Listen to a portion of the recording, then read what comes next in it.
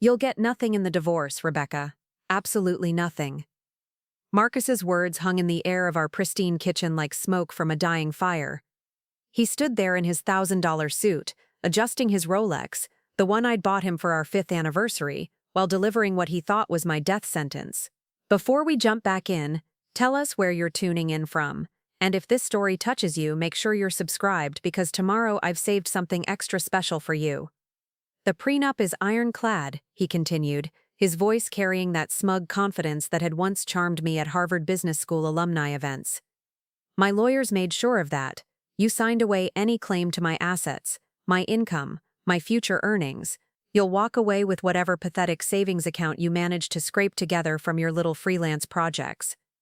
I sat at our marble kitchen island, my hands wrapped around a coffee mug that probably cost more than most people's monthly grocery budget, and nodded quietly, the same submissive nod I'd perfected over our 7 years of marriage. The one that made Marcus believe he held all the cards. If only he knew the game I'd been playing all along. I understand, I said softly, my voice carrying just the right amount of defeat. I suppose I should start looking for an apartment.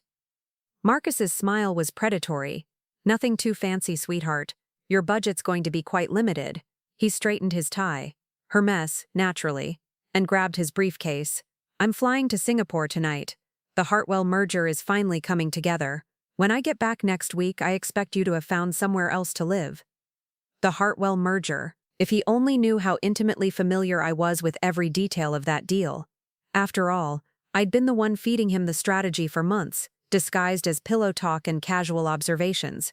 Marcus believed his business acumen had identified the opportunity, but every insight had come from my own research, my own connections, my own carefully cultivated understanding of the market. Have a safe flight, I murmured, playing my role to perfection. He paused at the kitchen doorway, and for a moment I thought I saw something almost like regret flicker across his face, but then his expression hardened again. This is for the best, Rebecca. We both know you're not cut out for this lifestyle. You never were. Preparing and narrating this story took us a lot of time, so if you are enjoying it like this video, it means a lot to us. Now back to the story. The front door closed with a finality that would have devastated most wives. Instead, I felt something I hadn't experienced in years, pure crystalline relief. The performance was finally over. I waited exactly 17 minutes, long enough for Marcus to clear our neighborhood and reach the highway, before moving to the hidden panel behind our wine refrigerator. My fingers found the concealed biometric scanner, and the wall slid open silently, revealing what Marcus had never suspected existed. My real office. 3 monitors hummed to life, displaying data streams that would have made Wall Street traders weep with envy. Private equity flows, merger documents, board communications, all the intelligence I'd been gathering for the past 3 years, ever since I'd realized that my marriage was built on a foundation of lies, and my husband's success was largely a mirage. My phone buzzed with an encrypted message from Sarah Chen, my private investigator and former MIT roommate, package delivered to Hartwell Industries as requested. Board meeting moved to Thursday. Everything proceeding according to plan. I smiled, settling into my chair as I reviewed the timeline we'd spent months perfecting. Marcus thought the Hartwell merger was his triumph, his ticket to a corner office and executive compensation that would set him up for life. He had no idea that Hartwell Industries was already investigating serious concerns about his integrity, concerns that would be formally presented to their board in exactly 4 days. The anonymous letter I'd sent to Margaret Hartwell, the company's CEO, hadn't been a product of spite. It had been a carefully crafted document backed by months of evidence, financial records and testimonies that painted a picture of a man whose business success was built on deception, manipulation, and outright fraud. Marcus had been so careful to hide his activities from regulatory authorities, but he'd never thought to hide them from his wife. Every late-night phone call, every weekend emergency at the office, every business dinner that ran suspiciously long, I'd been documenting it all. The insider trading was extensive.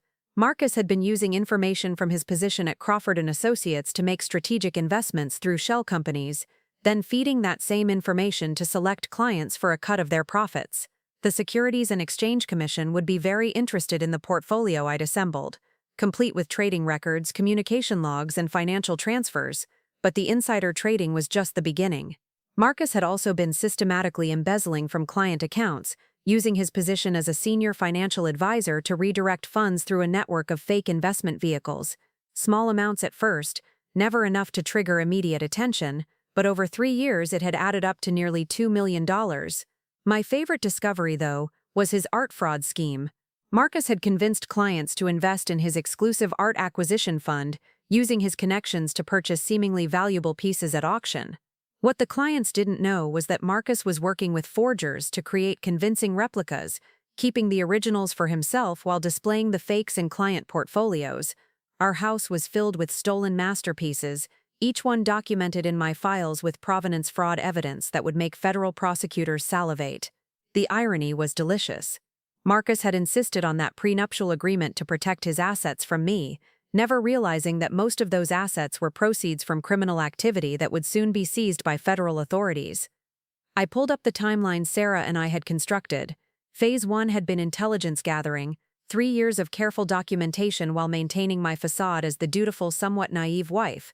Phase 2 had been verification and legal consultation, working with former colleagues from my own Wall Street days to ensure our evidence would hold up under scrutiny. Phase 3, which began tonight, was revelation and consequences. My background wasn't the simple story Marcus believed. He thought he'd married a small-town girl who'd gotten lucky with a Harvard MBA and had briefly worked in consulting before deciding to focus on the marriage. The truth was more complex. Before Harvard, I'd spent 5 years at Goldman Sachs, rising through their forensic accounting division until I'd burned out on the stress and decided to pursue business school. My consulting work hadn't been random freelance projects. I'd been building a specialized practice in financial fraud investigation, working with law enforcement and regulatory agencies to uncover exactly the kind of schemes Marcus had been running. Marcus knew none of this because I'd carefully constructed a different narrative from the day we met. He'd been so eager to play the role of the successful finance professional sweeping a naive younger woman off her feet that he'd never bothered to dig deeper into my background. His ego had made him incurious about anything that might threaten his self-image as the relationship's financial mastermind. The documentation was extensive, bank records showing the flow of funds through shell companies, email communications detailing the art fraud conspiracy, trading records that demonstrated clear patterns of insider activity, audio recordings from his home office easily captured since I'd been the one to design our smart home system and had full administrative access to every microphone and camera in the house. My personal favorite was the recording from last month's dinner party, where Marcus had drunkenly bragged to his college friends about manipulating stock prices through strategic information leaks. He'd thought the conversation was private, never noticing the way I'd positioned the wine glasses to optimize the hidden microphone's audio pickup. I opened the secure communication channel Sarah and I used for coordination. Margaret Hartwell's response to my letter had been swift and decisive. She'd launched an internal investigation immediately, bringing in forensic accountants and federal investigators. The Hartwell merger that Marcus thought would crown his career would instead be the stage for his downfall. The timing was perfect. Marcus would land in Singapore, confident that he was on the verge of the biggest deal of his career, while back home federal agents would be reviewing evidence that would end not just his career but his freedom. By the time he realized what was happening, every asset would be frozen, every account seized, every escape route closed. But I wasn't done yet. Phase 3 had multiple components, and the federal investigation was just the beginning. I'd also been in contact with the State Bar Association about Marcus's unauthorized practice of giving legal advice to clients, the IRS about his unreported income from the fraud schemes, and several civil attorneys representing clients who'd been victims of his embezzlement. The most satisfying element, though, was the revelation that would destroy not just his financial empire but his social standing. Marcus's position in our wealthy suburban community was built on the image he'd carefully crafted: the successful self-made finance professional, the devoted husband, the generous philanthropist. Every charity board, every country club membership, every social connection was about to learn the truth about who Marcus really was. I'd been planning this reveal for months, coordinating with journalists who specialized in financial crime reporting. They had embargoed stories ready to publish the moment federal charges were filed, complete with photographs of our house filled with stolen art, documentation of his lifestyle funded by fraud, and quotes from victims who'd trusted him with their life savings. The prenuptial agreement that Marcus thought would protect him would indeed hold up in court, but not in the way he expected. The agreement protected his legitimate assets from divorce proceedings, but it said nothing about assets that would be seized as proceeds of criminal activity. I would indeed walk away with very little from our marriage, but Marcus would walk away with even less. My own financial position was secure. The offshore accounts I'd been quietly funding through my legitimate consulting work would provide more than enough to start over. The shell companies I'd established in countries with strong financial privacy laws held investments that Marcus had never suspected existed. While he'd been building his house of cards, I'd been constructing a fortress. The evidence against Marcus was so comprehensive that plea bargaining would be his only option, and even that would likely result in significant prison time. Federal judges didn't look kindly on financial fraud, especially when it involved elderly clients who'd lost their retirement savings. The art fraud alone carried a potential 20-year sentence, and the insider trading and embezzlement charges would likely run consecutively rather than concurrently. I checked the secure messaging system one more time. Sarah had sent updates from her contacts at the SEC and FBI. The investigation was proceeding faster than expected, with multiple agencies coordinating their efforts. Marcus's flight to Singapore would buy us exactly the time we needed to ensure that everything was locked down before he realized what was happening. The house felt different with Marcus gone, not empty, liberated. Every room held memories of the lies I'd had to tell, the role I'd had to play, the intelligence I'd had to hide. Tomorrow I could finally start being myself again. I spent the evening reviewing our contingency plans. Marcus wasn't stupid, and when he realized what was happening, he would likely try to salvage what he could. Sarah and I had anticipated his possible responses: attempts to flee the country, efforts to hide remaining assets, desperate bargaining with prosecutors. We'd prepared counters for each scenario. The most important element was timing. Marcus's flight would land in Singapore at 3 p.m. local time on Tuesday. The coordinated law enforcement action would begin at 6 a.m. Eastern Time on Wednesday, when federal agents would simultaneously execute search warrants on our house, his office, and several safety deposit boxes we'd identified. By the time Marcus woke up Wednesday morning in Singapore, his world would have already collapsed. I'd arranged to be conveniently absent during the search, visiting my sister in Portland under the cover of needing emotional support during our difficult divorce.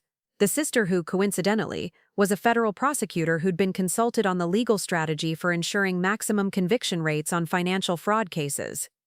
My phone chimed with a message from Marcus: "Flight delayed but should still make Singapore connection. Deal documents look good.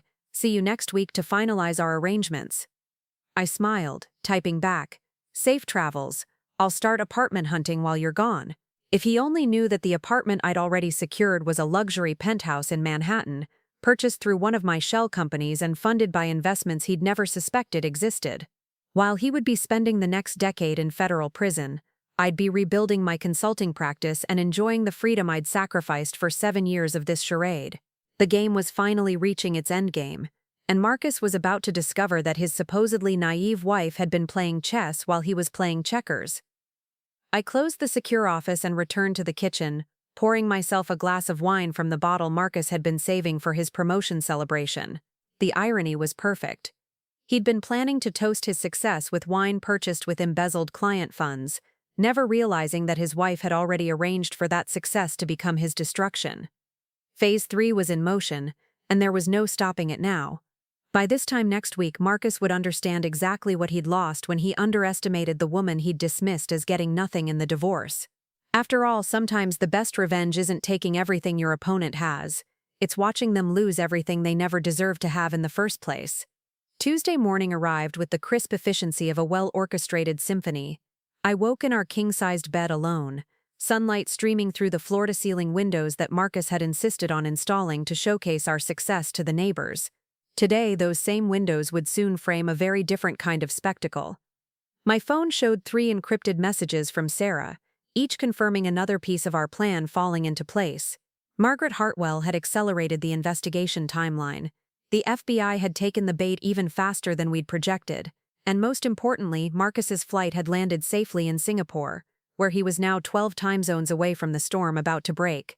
I made coffee using the obscenely expensive Italian espresso machine Marcus had bought to impress clients, savoring what might be my last morning in this monument to stolen wealth.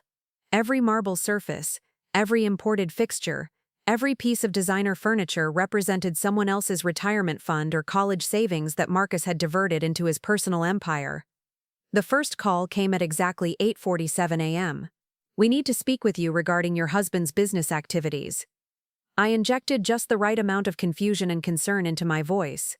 "FBI? Is Marcus in some kind of trouble? He's in Singapore on business. We're aware of his travel. Could we schedule a time to meet today? We have some questions about his financial records and would appreciate your cooperation." "Of course," I replied, playing the worried wife perfectly. "Should I call a lawyer?" Agent Walsh's tone was reassuring. "Professional. That's entirely your right, Mrs. Morrison. But you're not under investigation. We're simply hoping you might have information that could help us understand some irregular financial activities we've uncovered." We scheduled the meeting for 2 p.m. at the Federal Building downtown. I spent the morning in my hidden office, reviewing the psychological profile Sarah and I had developed for each key player in the investigation. Agent Walsh was a 15-year veteran, known for her methodical approach to financial crimes. She'd appreciate thoroughness and would respond well to a cooperative witness who provided organized, documented evidence. Margaret Hartwell was the more complex target. The CEO of Hartwell Industries was notoriously protective of her company's reputation and had built her career on making swift, decisive moves when faced with potential scandals. She would want the Marcus situation resolved quickly and cleanly, with minimal damage to the merger or her company's image. At 11:30, I received the call I'd been expecting.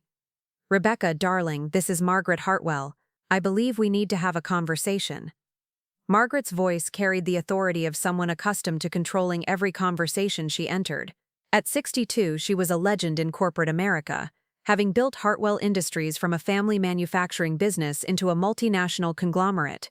More importantly for my purposes, she was known for her zero-tolerance policy toward anything that might compromise her company's integrity.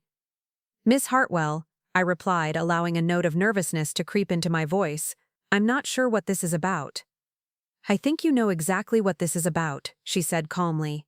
"The anonymous letter I received contained some very serious allegations about your husband, allegations supported by remarkably detailed documentation. I find myself wondering how someone who claims to have no direct business relationship with Marcus Morrison could have access to such comprehensive financial records." I paused, letting the silence stretch just long enough to suggest internal conflict. "Could we meet in person? This isn't something I'm comfortable discussing over the phone. My office, 4 p.m. today. Come alone." The line went dead. Margaret Hartwell was exactly as direct as my research had indicated. She suspected I was more than the anonymous tipster claimed to be, but she needed confirmation before deciding how to proceed. This meeting would be crucial if handled correctly. It would turn Margaret from a powerful adversary into an even more powerful ally. I spent the lunch hour transforming my appearance for the afternoon's performances. For the FBI meeting, I selected a conservative navy suit and minimal jewelry, projecting the image of a confused but cooperative spouse trying to understand her husband's alleged crimes. For Margaret Hartwell, I would need something entirely different, an outfit that subtly conveyed competence and intelligence while maintaining the fiction of my supposed naivety about Marcus's business dealings. The Federal Building was exactly as imposing as intended, all concrete and steel designed to remind visitors of the government's power. Agent Walsh met me in the lobby, her appearance as professional and unassuming as her voice had suggested. Mid-40s, graying brown hair pulled back efficiently, eyes that missed nothing. "Thank you for coming in, Mrs. Morrison," she said, guiding me through security. "I know this must be a difficult time." The interview room was sterile and windowless, furnished with a metal table and uncomfortable chairs. Agent Walsh placed a digital recorder in the center of the table and began with standard preliminary questions. My name, address, relationship to Marcus, basic timeline of our marriage. "Mrs. Morrison, are you familiar with your husband's business activities?" I tilted my head slightly, projecting thoughtful consideration. "Somewhat. He's a financial advisor at Crawford & Associates. He manages investment portfolios for wealthy clients, helps with mergers and acquisitions. He talks about work sometimes, but honestly, most of it goes over my head." "Has he ever mentioned clients by name, discussed specific investments or deals?" "Sometimes at dinner parties," I admitted. He likes to impress people with stories about his successes, big deals he's working on, returns he's generated for clients." I usually just smile and nod. Agent Walsh leaned forward slightly. Has he ever asked you to sign financial documents, open accounts in your name, accept packages or make deposits? This was the crucial moment. I needed to provide information that would advance the investigation without revealing my own role in gathering the evidence. There have been some things, I said slowly, as if reluctant to speak. Papers he asked me to sign without really explaining what they were for. He said it was just routine business documentation. What kind of papers? Account opening forms, mostly. He said it was for tax purposes. Something about spreading assets across multiple accounts to minimize liability. I trusted him. He's the financial expert in our family. I reached into my purse and withdrew a folder I'd prepared weeks ago. I kept copies of everything I signed. I'm not sure why. Maybe some instinct told me I should. Agent Walsh accepted the folder with the expression of someone who'd just been handed a smoking gun. The documents I'd included were authentic. I had indeed signed them at Marcus's request, but my copies included annotations and dates that would help investigators trace the flow of embezzled funds through the shell account network. Mrs. Morrison, I need to ask you directly, do you have any knowledge of or involvement in irregular financial activities conducted by your husband? No, I said firmly, meeting her eyes. If Marcus has done something wrong, I had no idea. I've been completely focused on our home life while he handled all the financial matters. Agent Walsh spent the next hour walking me through specific transactions and dates, testing my claims of ignorance against the documentary evidence. I provided exactly enough information to be helpful while maintaining my cover as the uninformed spouse. When she asked about the art in our home, I expressed confusion about why expensive pieces had suddenly appeared over the past few years. Marcus said they were good investments, I explained. He claimed they would appreciate in value over time. I thought it was unusual. We'd never been art collectors before, but he seemed confident in his strategy. The interview concluded with Agent Walsh requesting permission to search our home. I granted it immediately, projecting the cooperation of someone with nothing to hide.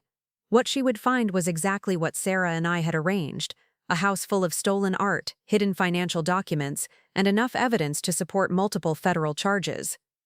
I left the federal building and drove directly to Hartwell Industries, using the 40-minute trip to mentally shift from the confused wife persona to something more complex. Margaret Hartwell was too intelligent to be fooled by simple performances. She would require a more sophisticated approach. Hartwell Industries occupied a gleaming 30-story tower in the heart of the financial district. The lobby was all marble and steel, projecting the kind of quiet power that comes from decades of consistent success. Margaret's assistant, a sharp-eyed woman in her 30s, escorted me to the executive floor. Margaret Hartwell's office was a study in understated authority. Floor-to-ceiling windows provided a commanding view of the city, while the furnishings, expensive but not ostentatious, spoke to someone confident enough in her position that she didn't need to prove it through displays of wealth. Margaret herself was smaller than I'd expected, perhaps 5'4", with silver hair cut in a precise bob and the kind of direct gaze that had probably intimidated corporate boards for decades. She gestured to a seating area away from her desk, a subtle signal that this would be a conversation between equals, rather than a subordinate being summoned before a superior. "Thank you for coming," she said, settling into her chair with the fluid grace of someone comfortable wielding power. "I'll be direct. Your anonymous letter was remarkably well-researched for someone who claims no business relationship with your husband. I appreciate directness," I replied, matching her tone. "Perhaps we should both acknowledge that this situation is more complex than it initially appears." Margaret's eyes sharpened. "Indeed, the level of detail in your documentation suggests either an inside source or expertise that extends beyond typical spousal knowledge. The trading records alone would require significant financial analysis skills to compile." I made a calculated decision to reveal a carefully selected portion of the truth. I have a background in financial analysis that Marcus isn't fully aware of. When I began to suspect irregularities in his business practices, I used those skills to investigate. "What kind of background?" "Forensic accounting, 5 years at Goldman Sachs before business school, followed by specialized consulting work in fraud investigation." Margaret leaned back, reassessing me with new eyes. "And your husband doesn't know about this expertise?" "Marcus prefers to see himself as the financial authority in our marriage. I found it easier to let him maintain that fiction while conducting my own research." "Why come to me? Why not go directly to federal authorities?" This was the crucial question, the one that would determine whether Margaret became an ally or simply another complication to manage. Because the Hartwell merger is Marcus's endgame. It's the deal he's been building toward for 3 years, the culmination of all his fraudulent activities. If the merger proceeds, it legitimizes everything he's done and gives him access to even larger pools of capital to steal from. Margaret's expression was unreadable. And you want me to stop the merger? I want you to make an informed decision about whether Hartwell Industries should be associated with someone who's built his career on fraud. The federal investigation will proceed regardless. I've already provided authorities with comprehensive evidence, but your response will determine whether this becomes a minor scandal that's quickly forgotten or a major case study in corporate due diligence failure. The silence stretched for nearly a minute as Margaret considered the implications. Finally, she spoke. What exactly are you proposing? Complete cooperation with federal authorities, full disclosure to your board about the situation, immediate suspension of all merger activities pending resolution of the investigation, and most importantly, a public commitment to enhanced due diligence procedures that demonstrates Hartwell Industries' commitment to ethical business practices. And in exchange, your company emerges from this situation with enhanced reputation for integrity, you avoid association with a major financial fraud scandal, and you gain access to forensic consulting services that could be valuable for future due diligence processes. Margaret stood and walked to her windows, gazing out at the city skyline. How extensive is the fraud? Conservative estimate, $8 to $10 million across multiple schemes over 4 years. The art fraud alone involves 12 major pieces currently hanging in our home, with a total value exceeding $3 million. And federal authorities have sufficient evidence for conviction? Marcus will be arrested within 48 hours. The evidence is overwhelming: trading records, financial transfers, recorded conversations, documentary proof of the art fraud conspiracy. His only option will be plea bargaining, and even that will likely result in a decade or more in federal prison. Margaret turned back to face me. Your husband has no idea what's coming. He's currently in Singapore, believing he's on the verge of closing the biggest deal of his career. He'll learn about the investigation when federal agents contact him through the embassy. And you, what do you gain from destroying your husband's career and fortune? I met her gaze steadily. Justice for his victims, protection for future potential victims, and the freedom to rebuild my career using my actual skills rather than playing the role of the supportive spouse to a criminal. Margaret returned to her chair, her decision apparently made. I'll need complete documentation of everything you've uncovered. My legal team will begin coordinating with federal authorities immediately. The merger is suspended as of right now. She reached for her phone and pressed a speed dial number. Richard, I need you in my office immediately. Bring the Morrison file and contact our litigation team. We have a situation that requires immediate attention. As we waited for her legal team to arrive, Margaret studied me with the kind of analytical intensity that had made her one of the most respected executives in corporate America. You've been planning this for quite some time. 3 years, I confirmed, ever since I realized the extent of Marcus's activities. And you're confident the evidence will hold up under scrutiny? I've been building this case using the same standards I applied to federal fraud investigations during my consulting work. Every document is authenticated, every financial record verified, every piece of evidence properly sourced and documented. Margaret's legal team arrived within minutes. 3 attorneys who moved with the urgent efficiency of people accustomed to corporate crises. I spent the next 2 hours walking them through my documentation, answering questions about evidence authentication, and explaining the timeline of Marcus's criminal activities. By 7 p.m., Hartwell Industries had formally suspended all merger activities, notified federal authorities of their cooperation, and begun implementing enhanced due diligence procedures that would prevent similar situations in the future. Margaret personally called 3 major business reporters to provide background on the situation, ensuring that Hartwell's proactive response would be prominently featured in tomorrow's coverage. As I prepared to leave, Margaret handed me her business card. When this situation is resolved, I'd like to discuss consulting opportunities. Hartwell Industries could use someone with your expertise and attention to detail. I accepted the card, recognizing it as more than a job offer. It was validation that my carefully constructed plan had succeeded beyond even my most optimistic projections. The drive home took me past Crawford & Associates, where I could see lights still burning in the executive offices. By tomorrow morning, federal agents would be executing search warrants there, seizing computers and financial records while Marcus's colleagues learned that their star performer was actually a sophisticated criminal who had compromised the entire firm. My phone buzzed with a message from Sarah. Package received. Timeline accelerated. Wednesday morning operation confirmed. I smiled, pulling into our driveway for what might be the last time as Mrs. Marcus Morrison. Tomorrow, the world would begin to see the real consequences of underestimating the woman Marcus had dismissed as getting nothing in the divorce. After all, sometimes the most devastating revenge comes not from taking what your opponent values most, but from revealing that everything they've built is based on lies. Wednesday morning dawned with the precision of military operation. I was already dressed and seated in my car outside a Starbucks 6 blocks from our house when the first black SUV turned onto our street at exactly 6:03 a.m. Through the secure app Sarah had installed on my phone, I watched the federal agents approach our front door with the methodical efficiency of people who had done this hundreds of times before. Agent Walsh led the team, her expression grim as she presented the search warrant to our empty house. Within minutes, they had deployed through every room, photographing, cataloging, and seizing evidence that would dismantle Marcus's criminal empire piece by piece. I sipped my coffee and watched the live feed from our hidden security cameras as agents carefully removed the stolen artwork from our walls. Each piece represented not just financial fraud, but a violation of trust from clients who had believed they were investing in legitimate art acquisition funds. The Monet watercolor from our dining room alone had cost Mrs. Eleanor Fitzgerald her entire retirement savings, money she'd trusted Marcus to invest safely for her golden years.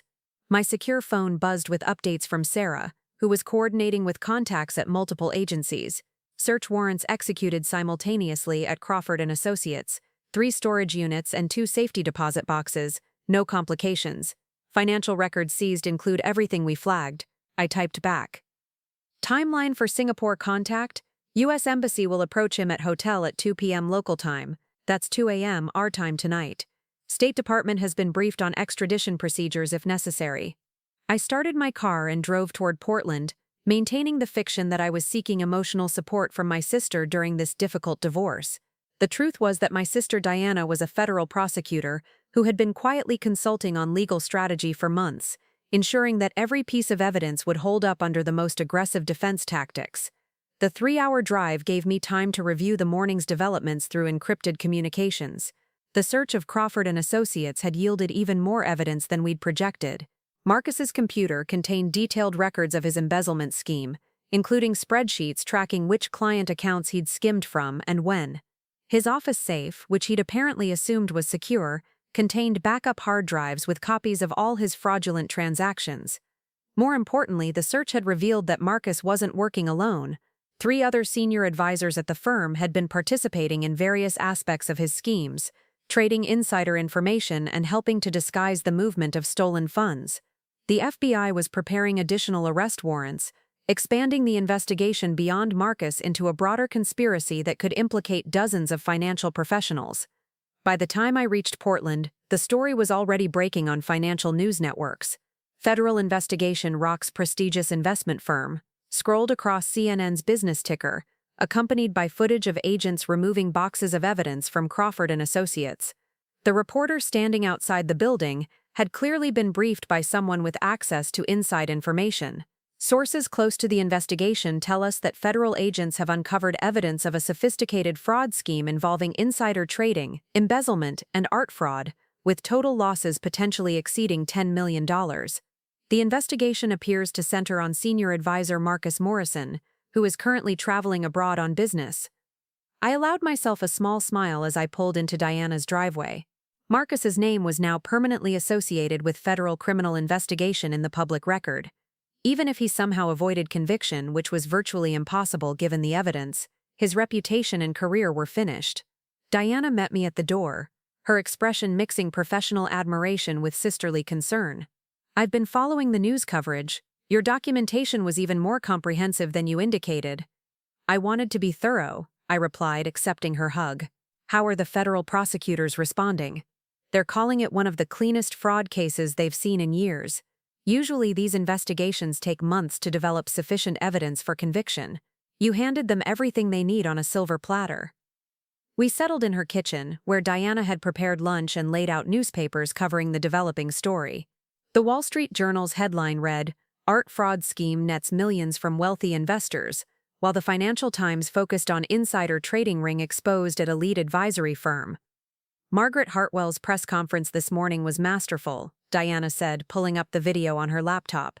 She managed to position Hartwell Industries as the responsible corporate citizen who uncovered the fraud, rather than the potential victim who was almost defrauded. I watched Margaret face the cameras with the poise of someone who had spent decades managing corporate communications. "Hartwell Industries takes our due diligence responsibilities extremely seriously," she said, her voice carrying absolute authority. "When concerns about potential irregularities came to our attention, we immediately suspended all related business activities and cooperated fully with federal authorities. We have zero tolerance for any form of financial misconduct." The reporter's questions were predictable. How long had Hartwell known about the investigation? What safeguards they had in place? Whether the merger would proceed after Marcus's legal issues were resolved? Margaret deflected each inquiry with practiced skill, emphasizing her company's commitment to integrity while subtly distancing them from any association with Marcus. "Notice how she's not claiming they discovered the fraud through their own due diligence," Diana observed. "She's being very careful not to make any statements that could later be contradicted by evidence." My phone chimed with a message from Sarah. "Crawford and Associates has placed Marcus on immediate suspension pending investigation. All his client accounts have been frozen pending forensic review."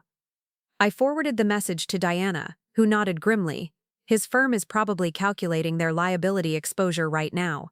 If they can prove they had no knowledge of his activities, they might avoid criminal charges, but the civil lawsuits will be enormous." The afternoon brought a steady stream of developments. More victims were coming forward as news of the investigation spread. Elderly clients who had trusted Marcus with their life savings were discovering that their supposedly secure investments had been systematically looted. The art fraud victims were particularly sympathetic. Wealthy collectors who thought they were diversifying their portfolios but had actually been paying premium prices for elaborate forgeries.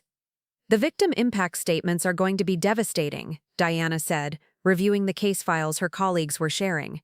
"These aren't just financial losses. Marcus destroyed people's retirement plans, their children's college funds, their ability to afford medical care. The human cost is going to make this front-page news for weeks." At 4 p.m., I received the call I'd been waiting for. Agent Walsh's voice was tight with satisfaction as she reported the search results. "Mrs. Morrison, I wanted to update you on this morning's activities. We recovered substantial evidence from your home, including 12 pieces of artwork that appear to be stolen property. We also found financial documents hidden in your husband's study that detail several years of fraudulent activities." I injected appropriate shock into my voice. "Stolen artwork? In our house? Agent Walsh, I had no idea." "We don't believe you were involved in or aware of your husband's criminal activities," she assured me. "However, we will need to seize the artwork and several other items as evidence. You'll receive detailed inventories of everything we've taken." "Of course," I replied. "Will I be able to return to the house?" "Yes, though we've installed security monitoring as part of the ongoing investigation. We also wanted to inform you that we've been in contact with your husband through the U.S. Embassy in Singapore. He's agreed to return to the United States immediately to cooperate with our investigation." I felt a surge of anticipation mixed with satisfaction. Marcus was finally beginning to understand the scope of his situation, though he still had no idea how it had developed or who was responsible for his downfall. "Is there anything else I should know?" I asked. "We're working with federal prosecutors to determine charges. Given the extent of the evidence, we expect to file formal charges within 48 hours. Your husband will likely be arrested upon his arrival at the airport." After ending the call, I shared the update with Diana, who was already pulling up flight tracking information on her laptop. "Marcus booked a flight leaving Singapore at 11 p.m. their time," she reported. "That puts him landing at JFK tomorrow evening. Federal marshals will be waiting." I imagined Marcus sitting in the business class seat he'd paid for with stolen money, probably still believing he could somehow manage the situation. He'd spent the day in increasingly frantic phone calls with lawyers, firm partners, and anyone else he thought might help him understand what was happening. What he didn't realize was that every conversation was being monitored, every contact traced, every attempt at damage control documented as potential evidence of obstruction. "The really beautiful part," Diana said, reviewing the legal briefs her colleagues had prepared, "is that his attempts to hide assets actually make the charges worse. Moving money between shell companies while under investigation constitutes additional federal crimes. Every transfer he's made in the past 48 hours just adds to his sentence. The evening news brought more coverage, including interviews with several victims who had agreed to speak publicly. Mrs. Fitzgerald, the elderly woman whose retirement savings had been stolen to purchase the fake Monet, spoke with quiet dignity about trusting Marcus with her financial future.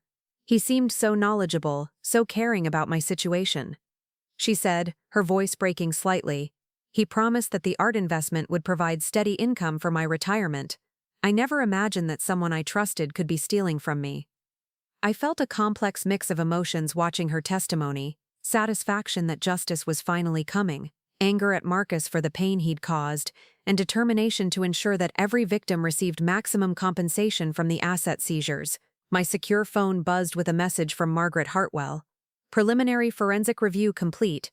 Hartwell Industries is prepared to cooperate with Victim Compensation Fund. Also interested in discussing consulting engagement once legal matters resolved.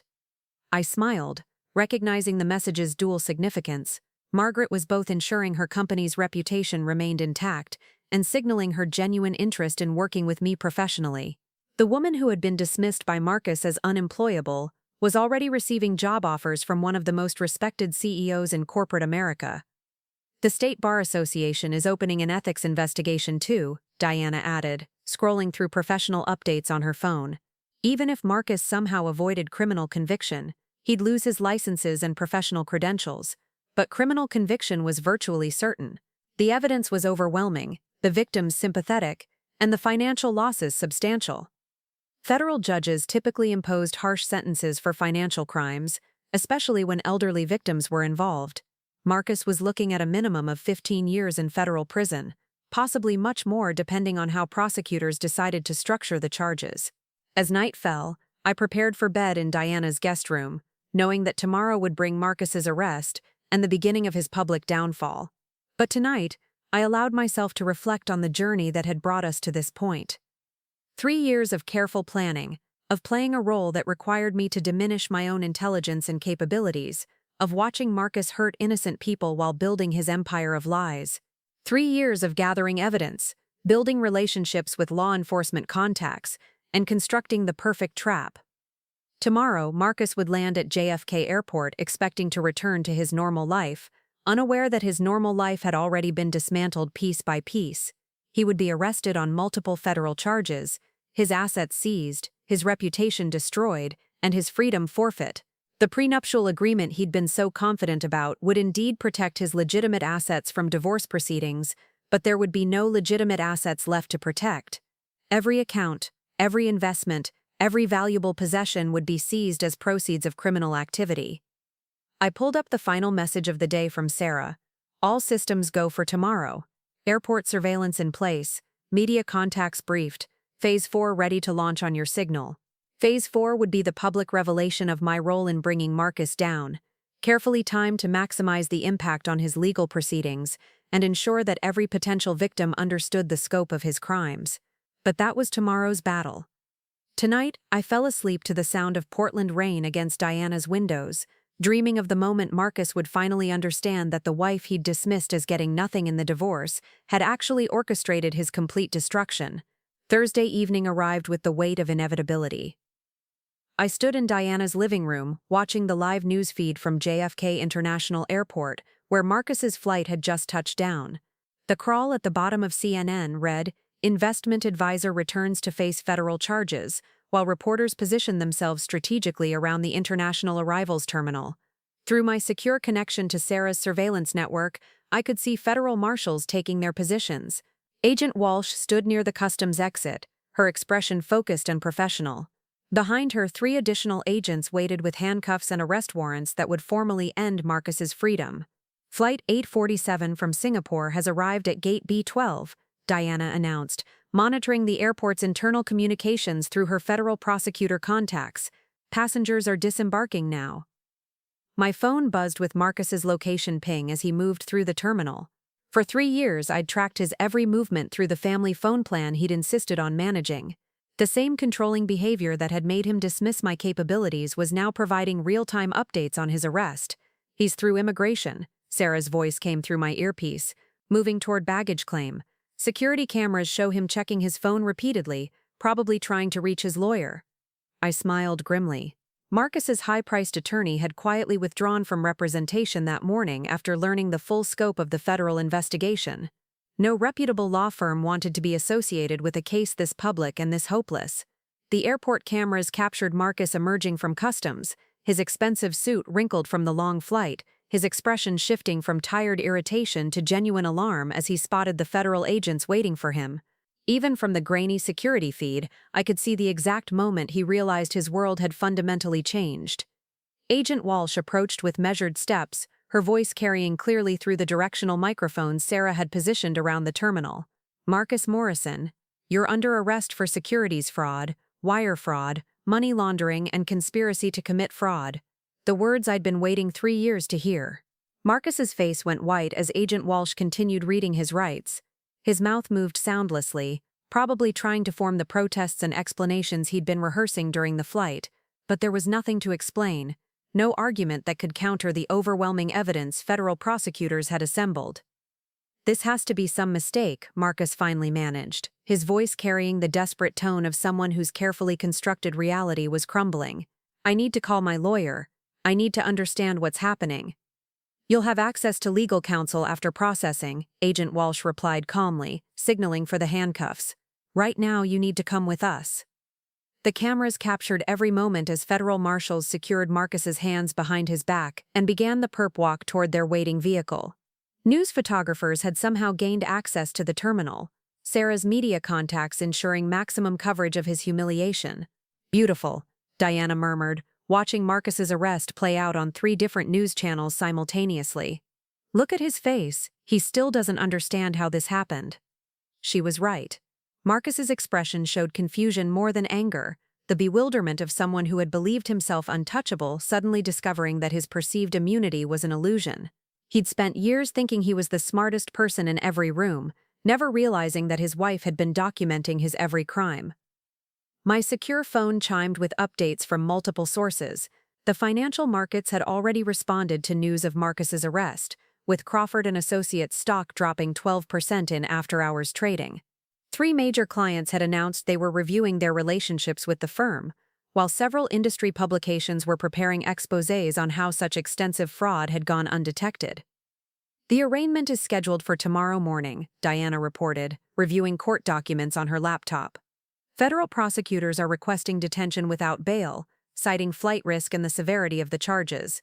I pulled up the bail motion on my own device, admiring the thorough case federal attorneys had constructed. They cited Marcus's recent international travel, his access to offshore accounts, and the ongoing investigation into additional criminal activities. Most damning was his recorded conversation from the Singapore hotel, where he'd discussed contingency plans for avoiding extradition if the investigation expanded. "He talked about fleeing the country?" I asked, though I already knew the answer. "Extensively," Diana confirmed.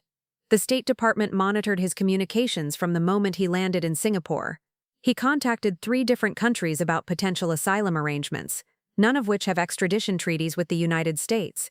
That conversation would seal his fate at tomorrow's bail hearing." Federal judges were notoriously unsympathetic to defendants who demonstrated intent to flee, especially in high-profile financial fraud cases. Marcus would be spending the foreseeable future in federal detention, watching his empire collapse from behind bars. The evening news coverage was everything Sarah and I had orchestrated, lead stories on every major network, with reporters providing detailed breakdowns of the alleged crimes and their impact on victims. The human interest angles were particularly devastating. Interviews with elderly clients who had lost their life savings, young families whose college funds had been stolen, small business owners whose retirement plans had been decimated. "Channel 7 is running a special investigation tomorrow night," Sarah reported through our secure connection. "They've interviewed 12 victims so far, with more coming forward every hour. The art fraud story is getting particular attention. Apparently one of the stolen pieces was featured in a museum exhibition last year." I felt a surge of satisfaction mixed with vindication. The scope of Marcus's crimes was becoming public knowledge, ensuring that his legal proceedings would take place under intense media scrutiny. Every potential jury member would know about the elderly victims, the stolen art, the systematic betrayal of trust that had funded his lavish lifestyle. My phone buzzed with a call from Margaret Hartwell. Her voice carried the brisk efficiency of someone managing multiple crises simultaneously. "Rebecca, I wanted to update you on our internal investigation. The forensic accounting review is complete, and I'm pleased to report that Hartwell Industries was not financially harmed by our association with your husband. However, we've uncovered evidence of additional fraudulent activities that may be relevant to federal prosecutors." "What kind of evidence?" "Email communications suggesting that Marcus was planning to use the merger as cover for an even larger embezzlement scheme. He apparently intended to steal from Hartwell's acquisition fund during the integration process. If the merger had proceeded, he could have stolen upwards of $50 million. The revelation sent a chill through me. Marcus's criminal ambitions had been far more extensive than even my investigation had uncovered. His marriage to me hadn't just been cover for his existing crimes. I'd been an unwitting participant in his long-term strategy to commit fraud on an unprecedented scale. We're sharing this information with federal prosecutors immediately," Margaret continued. "It should substantially increase the potential sentence he's facing." After ending the call, I shared Margaret's revelation with Diana, who whistled softly as she reviewed the implications. "This changes everything," she said. "If prosecutors can prove he was planning a $50 million theft, they'll pursue racketeering charges under RICO. That carries a potential 20-year sentence per count." RICO prosecution would elevate Marcus's case from a significant financial fraud to organized crime territory. Federal prosecutors loved RICO cases because they allowed for asset forfeiture on an almost unlimited scale, ensuring that every penny Marcus had stolen would be recovered for victim compensation. The evening brought more revelations as federal investigators expanded their probe. Crawford and Associates had been forced to admit that their internal compliance systems had failed to detect Marcus's activities, leading to regulatory investigations that could cost the firm its operating licenses. 3 other senior advisors had been arrested on related charges, with more arrests expected as investigators traced the full scope of the conspiracy. "The ripple effects are going to last for years," Diana observed, reviewing industry publications on her laptop. "This is going to change how investment advisory firms are regulated, how client funds are protected, how background checks are conducted. Marcus didn't just destroy his own career, he's going to reshape the entire industry." Around midnight, I received the final update of the day from Sarah. "Booking complete. Morrison is in federal detention, Brooklyn Metropolitan Detention Center. No contact with outside counsel yet. His previous lawyer's withdrawal left him scrambling for representation." I pulled up the detention center's visitor log, noting that Marcus had received no visitors and made no phone calls since his arrest. His parents lived in Florida and probably hadn't learned about his situation yet. His few close friends were all connected to the financial industry and would be distancing themselves from any association with federal criminal charges. For the first time in years, Marcus was completely alone, sitting in a federal holding cell without the network of enablers and supporters who had helped him maintain his criminal lifestyle. The man who had dismissed me as getting nothing in our divorce was discovering what true isolation felt like. "Tomorrow will be interesting," Diana said as we prepared for bed. "Federal arraignments for high-profile cases always draw media attention, but this one is going to be a circus. 12 victim advocates are planning to attend, along with representatives from every major news outlet." I thought about Marcus waking up in his detention cell tomorrow morning, probably still believing that his lawyers could somehow minimize the damage. He would put on his wrinkled business suit for the arraignment, trying to project the confidence and authority that had once impressed clients and colleagues. But the evidence against him was overwhelming. The financial records, the recorded conversations, the documentary proof of his systematic theft from dozens of victims. The federal prosecutors would present a case so comprehensive that even the most skilled defense attorney would be advising immediate plea negotiations. "What are you thinking about?" Diana asked, noticing my contemplative silence. "Justice," I replied simply. "For 3 years I watched Marcus hurt innocent people while building his fortune on their suffering. Tomorrow that suffering gets acknowledged in federal court." The victim impact statements would be particularly powerful. Mrs. Fitzgerald had agreed to speak about losing her retirement savings to the art fraud scheme.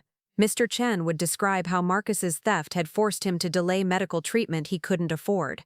Young parents would explain how their children's college funds had been systematically stolen to finance Marcus's luxury lifestyle.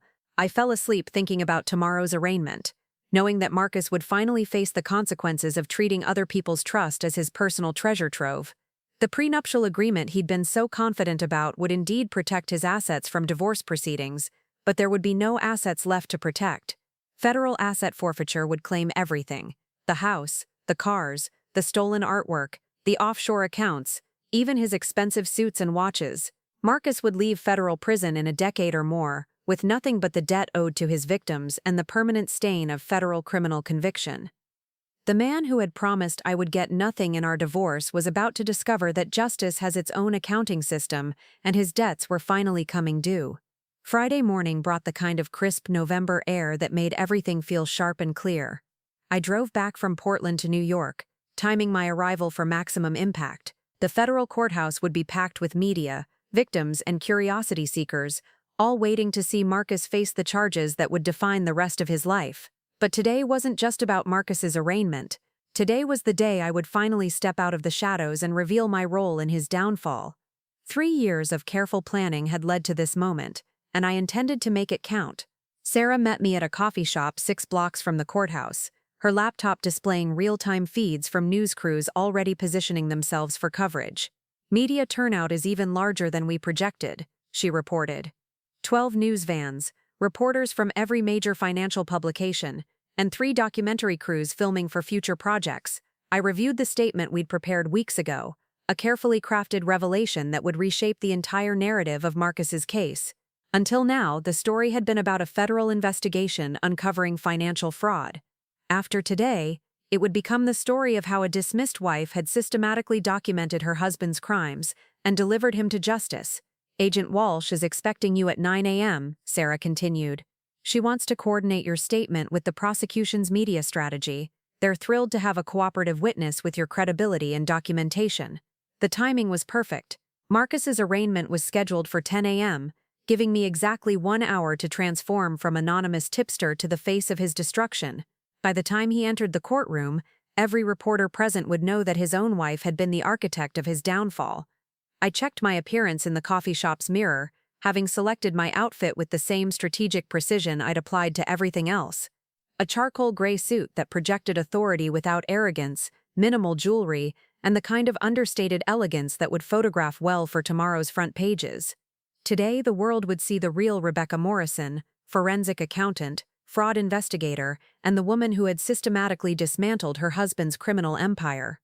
The federal building was surrounded by media crews and protesters when I arrived. Victim advocates had organized a demonstration demanding maximum sentences for financial fraud, while reporters jockeyed for position near the courthouse steps. I made my way through the chaos to the prosecution's offices, where Agent Walsh was waiting with a team of federal attorneys.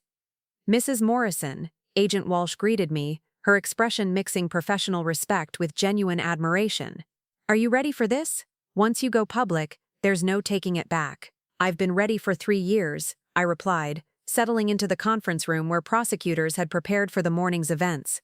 "Let's make sure Marcus understands exactly how this happened." Assistant U.S. Attorney David Chen led the briefing, outlining how my revelation would be coordinated with the prosecution's case. They would announce the charges against Marcus first, then introduce me as the key witness whose evidence had made the investigation possible. The timeline was designed to maximize impact while ensuring that my safety and legal position remained protected. "Your documentation is the strongest evidence we've ever seen in a financial fraud case," Chen explained. "The defense will likely try to discredit you as a vengeful spouse, but the quality of your evidence makes that impossible. You've essentially done our job for us." I reviewed the victim impact statements that would be read after Marcus's plea. Mrs. Fitzgerald had written a particularly powerful account of how Marcus's theft had forced her to choose between prescription medications and heating bills. Mr. Chen described watching his small business collapse because the retirement funds Marcus had stolen were supposed to finance his succession plan. Each story reinforced the human cost of Marcus's crimes and the justice my investigation had finally delivered. At 9:45 a.m., we moved to the courthouse steps where reporters had assembled for the prosecution's press conference. Agent Walsh introduced me to the assembled media as the investigation's key witness, then stepped aside as I approached the microphone cluster. "My name is Rebecca Morrison," I began, my voice carrying clearly across the courthouse plaza. "For the past 3 years, I have been conducting a comprehensive investigation into my husband's criminal activities. Today, I'm here to ensure that justice is served for his victims." The reaction was immediate and electric. Reporters began shouting questions while cameras focused on my face. This was the moment I'd been building toward, the public revelation that would redefine everything about Marcus's case. Marcus Morrison told me I would get nothing in our divorce, I continued, allowing steel to enter my voice. He was wrong. What I got was justice for every person he stole from, every client he betrayed, every victim whose trust he violated for his personal gain. I spent the next 20 minutes outlining my investigation methodology, the scope of evidence I'd gathered, and the coordination with federal authorities that had made Marcus's arrest possible. With each detail, the assembled reporters began to understand that this wasn't just another financial fraud case, it was a story of methodical revenge executed with surgical precision. Mrs. Morrison called a reporter from the Wall Street Journal. "How long have you known about your husband's criminal activities?" "I began suspecting irregularities 3 years ago," I replied. "As a forensic accountant with experience in fraud investigation, I recognized patterns in his behavior and business practices that suggested systematic criminal activity. I spent the next 3 years documenting everything." "Why didn't you report him to authorities immediately?" asked a CNN correspondent. "Because I wanted to ensure that every victim received justice, not just the ones whose cases were easiest to prosecute. Building a comprehensive case took time, but it guarantees that Marcus will face consequences for the full scope of his crimes." The questions continued for another 10 minutes, each answer reinforcing my credibility and the thoroughness of my investigation.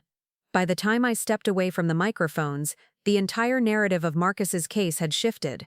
He was no longer just another financial criminal, he was the man whose own wife had been smart enough to outmaneuver him. Inside the courthouse, I took my place in the gallery as Marcus was led into the courtroom for his arraignment. The moment he saw me sitting in the front row, his face went white with a mixture of shock and understanding. For the first time, he realized who had been responsible for his downfall. Our eyes met across the courtroom, and I saw the exact moment when 3 years of careful deception finally made sense to him. The submissive wife, the unemployment he'd mocked, the financial ignorance he'd assumed, all of it had been an elaborate performance designed to give me access to his criminal activities while keeping him unaware of the investigation. Marcus's mouth moved soundlessly, probably trying to form my name or some expression of disbelief, but federal marshals kept him facing forward as the charges were read aloud: 12 counts of securities fraud, 8 counts of wire fraud, 5 counts of money laundering, and conspiracy charges that could add decades to his sentence. "How do you plead?" Judge Patricia Morrison asked, the irony of her surname not lost on the packed courtroom. Marcus's court-appointed attorney entered a plea of not guilty, though everyone present knew it was a formality. The evidence against him was overwhelming, and federal prosecutors had a conviction rate exceeding 90% in financial fraud cases. His only hope was plea bargaining for a reduced sentence. The bail hearing proceeded exactly as Diana had predicted. Prosecutors presented evidence of Marcus's flight risk, including recorded conversations about potential asylum arrangements and his access to offshore accounts. His attorney's arguments for house arrest or supervised release were half-hearted at best.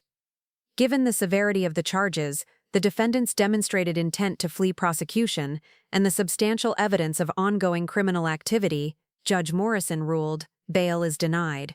The defendant will remain in federal custody pending trial. Marcus's legs nearly buckled as he heard the decision. Federal detention meant months of preparation for trial while sitting in a jail cell, watching his reputation and remaining assets disappear piece by piece. More importantly, it meant isolation from the network of enablers who had helped him maintain his criminal lifestyle. As federal marshals led Marcus away, he turned for one last look at me. I met his gaze steadily, allowing him to see the satisfaction in my eyes.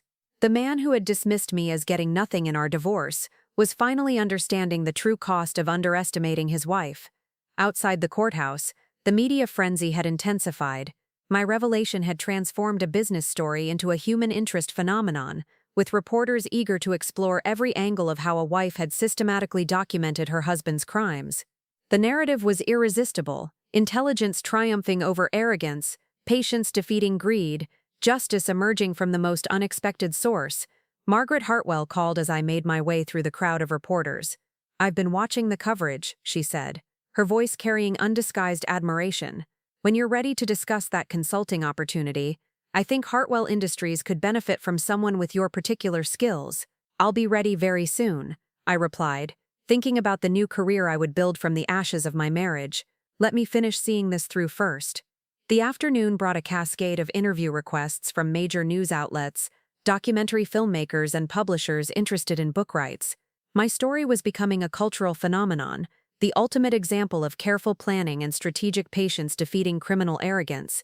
But the most satisfying call came from Mrs. Fitzgerald, the elderly victim whose retirement savings Marcus had stolen for his art fraud scheme. "I saw you on the news, dear," she said, her voice trembling with emotion.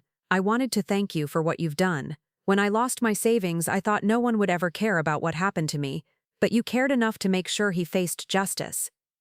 "Every victim deserved justice," I replied. "Marcus thought he could steal from people without consequences. Today proved him wrong." As evening fell, I stood in my hotel room overlooking the city where Marcus was now confined in federal detention. Tomorrow would bring more interviews, more revelations about the scope of his crimes, and the beginning of plea negotiations that would determine how many years he would spend in prison. The prenuptial agreement he'd been so confident about had indeed protected his assets from divorce proceedings, but federal asset forfeiture had claimed everything anyway. The house, the cars, the stolen artwork, the offshore accounts, all of it would be liquidated to compensate his victims. Sarah joined me for dinner, bringing updates on the continuing investigation. 3 more victims came forward today after seeing the news coverage, she reported. The total losses are now estimated at over $15 million. I thought about Marcus in his detention cell, probably still trying to process how his carefully constructed world had collapsed so completely. For 3 years, he'd believed himself the smartest person in our marriage, never realizing that his wife had been playing a completely different game. The man who had promised I would get nothing in our divorce had been right in one sense. I hadn't taken his assets or his money. Instead, I'd taken something far more valuable: his freedom, his reputation, and his future.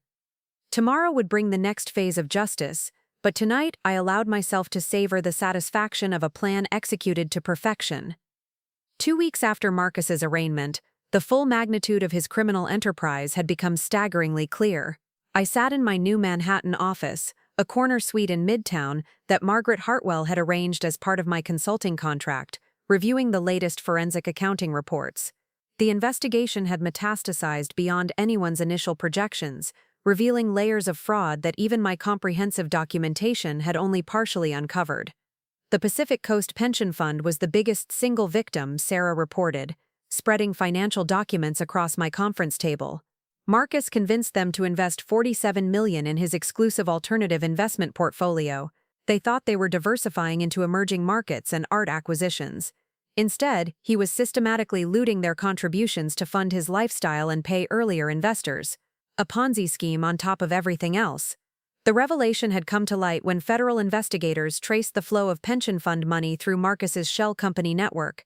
Elderly teachers, firefighters, and municipal workers had been unknowingly financing his fraud for years, their retirement security sacrificed to maintain his facade of success.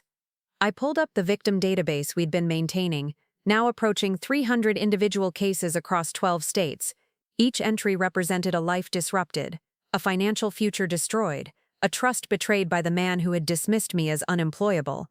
The human cost was staggering, but so was the evidence supporting prosecution. The defense attorneys are requesting another plea conference, Diana called from her office at the U.S. Attorney's Office. Marcus's legal team knows they can't win at trial, but they're struggling to find anything to bargain with. I wasn't surprised. Federal prosecutors had built their case using my documentation as the foundation, creating an evidentiary structure so comprehensive that even the most skilled defense attorneys couldn't find meaningful gaps to exploit. Marcus's recorded conversations alone provided enough admissions of guilt to support multiple convictions. My phone buzzed with a call from Agent Walsh. "Rebecca, we've had an interesting development. Marcus's cellmate at MDC Brooklyn has been sharing information about his conversations. Apparently, your husband is still trying to figure out how you gathered so much evidence without his knowledge." I smiled, imagining Marcus in his federal detention cell, probably driving his fellow inmates insane with obsessive speculation about my investigation methods. For someone who had built his identity around being the smartest person in every room, being outsmarted by his supposedly naive wife was probably more painful than the prospect of prison. "What's he been saying? He keeps talking about your consulting work, trying to understand how you gained access to his business records. He seems genuinely shocked that you have a background in forensic accounting. His cellmate reported that Marcus said, and I quote, "She acted like she couldn't balance a checkbook, but somehow she documented every transaction I've made in 4 years." The irony was delicious. Marcus had been so invested in maintaining his image as the financial expert in our marriage that he'd never bothered to investigate my actual qualifications. If he'd done even basic research into my background, he would have discovered my Goldman Sachs experience and specialized expertise in exactly the kind of fraud he was committing. Margaret Hartwell arrived for our scheduled meeting, her expression carrying the satisfaction of someone who had successfully navigated a potential crisis. "The board meeting went better than expected," she announced, settling into the chair across from my desk. Hartwell Industries' response to the Morrison situation is being cited as a model for corporate due diligence. Our stock price is up 18% since we went public with the investigation. And the merger? Proceeding with new partners. Crawford & Associates is facing regulatory sanctions that will likely force them out of business, but we've identified 3 alternative firms with better compliance records. The Morrison situation actually strengthened our negotiating position. Margaret pulled out a tablet displaying financial projections for my consulting practice. "Which brings us to your future. Based on the media coverage and industry response to your investigation, we're projecting significant demand for your services. Every major financial firm wants to ensure they're not harboring the next Marcus Morrison." The business opportunities were indeed substantial. In the 2 weeks since my public revelation, I'd received consulting inquiries from banks, investment firms, regulatory agencies, and law enforcement organizations.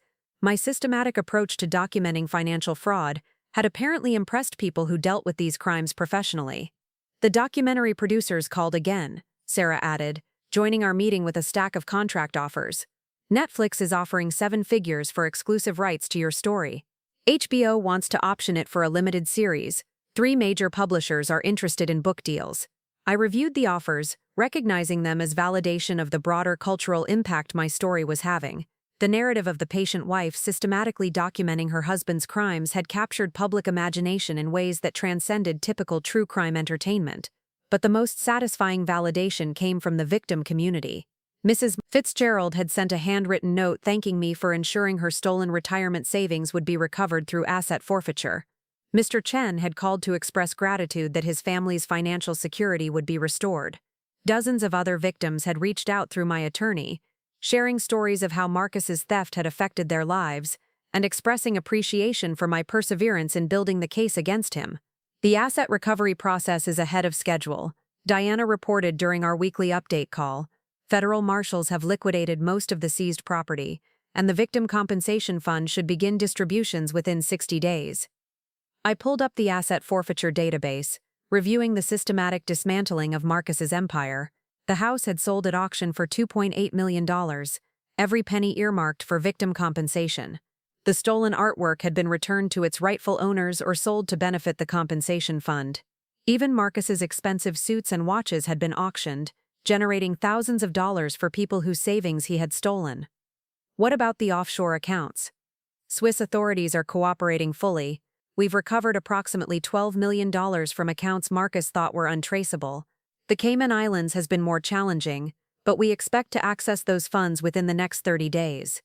The financial recovery was proceeding better than anyone had projected, largely because my documentation had provided investigators with roadmaps to every hidden asset Marcus had accumulated. His attempts to conceal stolen money had been thorough, but not sophisticated enough to evade someone with my background in forensic accounting.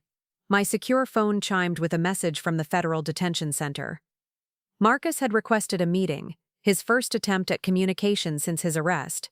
I stared at the message for several minutes, considering whether there was any benefit to hearing what he had to say. "He wants to see you," I told Sarah, showing her the message. "Are you going to visit him?"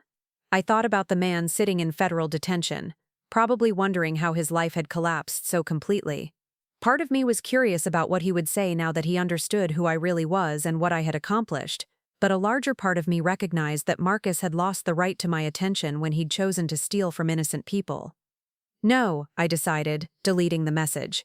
"He's had 3 years to treat me with respect. He chose mockery and dismissal instead. I'm not interested in anything he has to say now." That afternoon brought news that 3 more of Marcus's colleagues at Crawford and Associates had been arrested on related charges. The FBI's investigation had revealed that Marcus's fraud schemes had been enabled by a network of corrupt financial professionals, each taking their cut from the systematic theft of client funds. "The firm is finished," Margaret observed, reviewing the industry coverage on her laptop. "Their operating licenses have been suspended, their insurance has been canceled, and their remaining clients are fleeing to competitors." Marcus didn't just destroy his own career, he took down an entire company. I felt a complex mix of emotions reading about Crawford and Associates' collapse. Innocent employees would lose their jobs because of Marcus's crimes, but the firm's executives had enabled his activities through willful ignorance and inadequate oversight. Their downfall was a necessary consequence of prioritizing profits over protecting client assets. The evening news featured an update on Marcus's case, including footage of him being transported to court for a pretrial hearing. He looked haggard and diminished, his expensive suits replaced by federal detention center uniforms. The confident financial executive who had mocked my unemployment was gone, replaced by a man facing the reality of spending the next 20 years in prison. "His attorneys are pushing hard for a plea agreement," Diana reported. "They're offering complete cooperation with ongoing investigations in exchange for a reduced sentence. The problem is that federal prosecutors don't need his cooperation. Your documentation already provided everything they need for additional prosecutions." Marcus's irrelevance in his own case was perhaps the ultimate irony. He'd spent years believing himself indispensable to every business deal and financial strategy he touched. Now even his own legal defense was proceeding without requiring his input or insights. I spent the evening reviewing job applications for my expanding consulting practice. The demand for fraud investigation services had exceeded all projections, requiring me to hire additional forensic accountants and legal researchers. Within 6 months, I projected having a team of 12 professionals specializing in financial crime detection and prevention. The business cards on my desk read Rebecca Morrison, Certified Forensic Accountant, above the logo for Morrison Financial Investigations. I'd chosen to keep Marcus's surname for professional purposes, ensuring that everyone who hired my services would remember exactly why financial fraud documentation was so important. My phone buzzed with a text from Marcus's mother, a woman who had spent 7 years treating me as an inadequate wife for her successful son. "Rebecca, I've been following the news coverage. I had no idea Marcus was involved in criminal activities. I'm sorry for how I treated you." I stared at the message, remembering countless family gatherings where she'd made subtle comments about my unemployment and apparent lack of ambition. Her son's criminal conviction was forcing her to confront the reality that the daughter-in-law she'd dismissed as worthless had actually been more successful and intelligent than the son she'd been so proud of. I typed back a simple response: "Thank you for reaching out." There was no point in dwelling on past slights when the future held so much promise.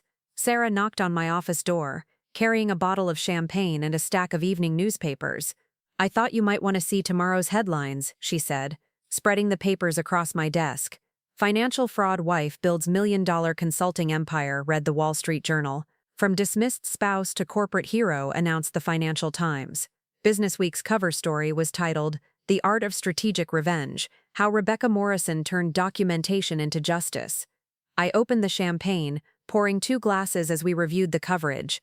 Every article reinforced the same themes: patience, intelligence, and systematic preparation triumphing over arrogance and criminal greed. My story was becoming a business school case study in strategic thinking and long-term planning. "To justice," Sarah toasted, raising her glass. "To consequences," I replied, thinking of Marcus in his detention cell, finally understanding that the woman he'd dismissed as getting nothing in their divorce had actually gotten everything that mattered: vindication, success, and the satisfaction of ensuring that every victim received justice. The prenuptial agreement Marcus had been so confident about had indeed protected his assets from divorce proceedings, but only because federal asset forfeiture had claimed them first. He would indeed emerge from prison with nothing, while his former wife built a career from the very skills he'd been too arrogant to recognize. 6 months after Marcus's arrest, the federal courthouse buzzed with anticipation as his sentencing hearing approached.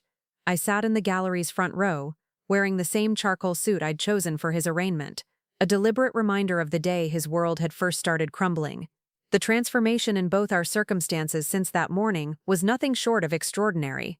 Marcus shuffled into the courtroom wearing an ill-fitting public defender suit, his once pristine appearance now reflecting months of federal detention. The confident swagger that had once defined his every movement was gone, replaced by the hunched posture of someone who had learned exactly how powerless he truly was. When our eyes met briefly, I saw no trace of the arrogant man who had dismissed me as unemployable. Judge Patricia Morrison reviewed the sentencing memorandum, her expression grave as she absorbed the full scope of Marcus's crimes. Mr. Morrison, the court has reviewed extensive documentation regarding your criminal activities spanning 4 years. The evidence indicates systematic fraud affecting 347 individual victims, with total losses exceeding $23.7 million. The number had grown steadily as federal investigators followed the paper trail my documentation had provided. Each new victim discovery had added weight to the prosecution's case and years to Marcus's eventual sentence. What had begun as an investigation into art fraud and insider trading had revealed one of the most comprehensive financial fraud schemes in recent federal court history. Defense attorney Michael Crawford stood nervously beside Marcus, preparing to deliver what everyone knew would be a futile plea for leniency. Crawford had taken the case reluctantly, knowing that Marcus's previous legal team had abandoned him once the evidence became public. No reputable law firm wanted to be associated with a case this hopeless, and this public. Your Honor, Crawford began, his voice lacking conviction. My client acknowledges the gravity of his actions and expresses sincere remorse for the harm he has caused. We respectfully request the court consider his cooperation with federal authorities and his lack of prior criminal history in determining an appropriate sentence. I almost laughed at the mention of cooperation. Marcus had provided no useful information to federal investigators because my documentation had already given them everything they needed. His cooperation consisted mainly of confirming details that prosecutors had already verified through independent evidence. Assistant U.S. Attorney David Chen approached the podium with the confidence of someone presenting an airtight case. Your Honor, the defendant's crimes represent a systematic betrayal of trust that destroyed the financial security of hundreds of innocent victims. Elderly retirees, small business owners, working families, all trusted Marcus Morrison with their life savings, and he repaid that trust by stealing from them to fund his lavish lifestyle. Chen began reading victim impact statements, each one more devastating than the last. Mrs. Fitzgerald's letter described losing her home because she could no longer afford the mortgage after Marcus stole her retirement savings. Mr. Chen detailed watching his family business fail because the capital Marcus had embezzled was supposed to finance their expansion plans. A young mother explained how her children's college funds had been stolen to purchase fake artwork that now hung in evidence storage. The defendant showed no remorse during his criminal activities, Chen continued. Recorded conversations reveal him mocking his victims and bragging about his ability to manipulate their trust. He viewed other people's financial security as his personal treasure trove. I thought about those recordings, captured by the surveillance system I'd installed in our home. Marcus had been remarkably candid about his contempt for the people he was stealing from, often describing them as too stupid to deserve their money during drunken conversations with his co-conspirators. Judge Morrison called for victim testimony, and 12 people rose to address the court directly. Mrs. Fitzgerald spoke with quiet dignity about the betrayal of trust that had forced her to move in with her daughter. Mr. Peterson, a retired firefighter, described how Marcus's theft of his pension fund contributions had destroyed his plans for a comfortable retirement. I trusted him because he seemed so knowledgeable, so professional, Peterson said, his voice breaking slightly. He convinced me that his investment strategies would secure my family's future. Instead, he stole everything I had worked 40 years to save. Each testimony reinforced the human cost of Marcus's crimes and the justice that my investigation had finally delivered. I watched Marcus's face during the victim statements, noting how he avoided eye contact and seemed to shrink further into his chair with each accusation. When the victim testimony concluded, Judge Morrison addressed Marcus directly. Mr. Morrison, the court will hear any statement you wish to make before sentencing. Marcus stood slowly, his hands trembling as he gripped the podium. Your Honor, I want to apologize to everyone I've hurt. I know that words can't undo the damage I've caused, but I am truly sorry for my actions. His voice was barely audible, lacking any trace of the commanding presence he'd once projected in business meetings.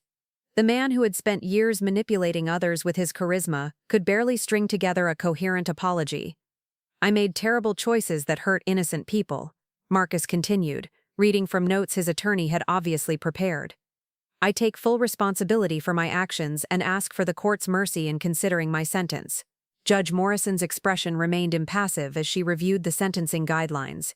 "Mr. Morrison, this court has rarely encountered such systematic and extensive financial fraud. Your crimes were not momentary lapses in judgment. They were carefully planned criminal activities spanning multiple years and affecting hundreds of victims." She paused, allowing the weight of her words to settle over the courtroom. "The evidence indicates that you viewed other people's trust as an opportunity for personal enrichment, showing complete disregard for the devastating impact your actions would have on their lives." I felt a surge of satisfaction as Judge Morrison detailed the aggravating factors that would maximize Marcus's sentence: the scope of his crimes, the vulnerability of his victims, his abuse of professional trust, his attempts to obstruct justice. Every factor worked against him. The court sentences Marcus Morrison to 280 months in federal prison, followed by 5 years of supervised release. The defendant will pay restitution in the amount of $23.7 million, with all assets subject to forfeiture pending victim compensation. 280 months, over 23 years in federal prison. Marcus's legs buckled as he heard the sentence, and his attorney had to steady him to prevent him from collapsing. The man who had promised I would get nothing in our divorce had just lost nearly a quarter-century of his life. Federal marshals approached to begin Marcus's transport back to detention, but he turned toward me one final time. "Rebecca," he called out, his voice desperate and broken. "Please, we need to talk. There are things you don't understand." I met his gaze steadily, feeling no trace of the sympathy or regret he was probably hoping to see. "There's nothing left to understand, Marcus. You made your choices, and now you're facing the consequences." As marshals led him away, I heard him calling my name repeatedly, his voice echoing through the courthouse corridor until the security doors closed behind him.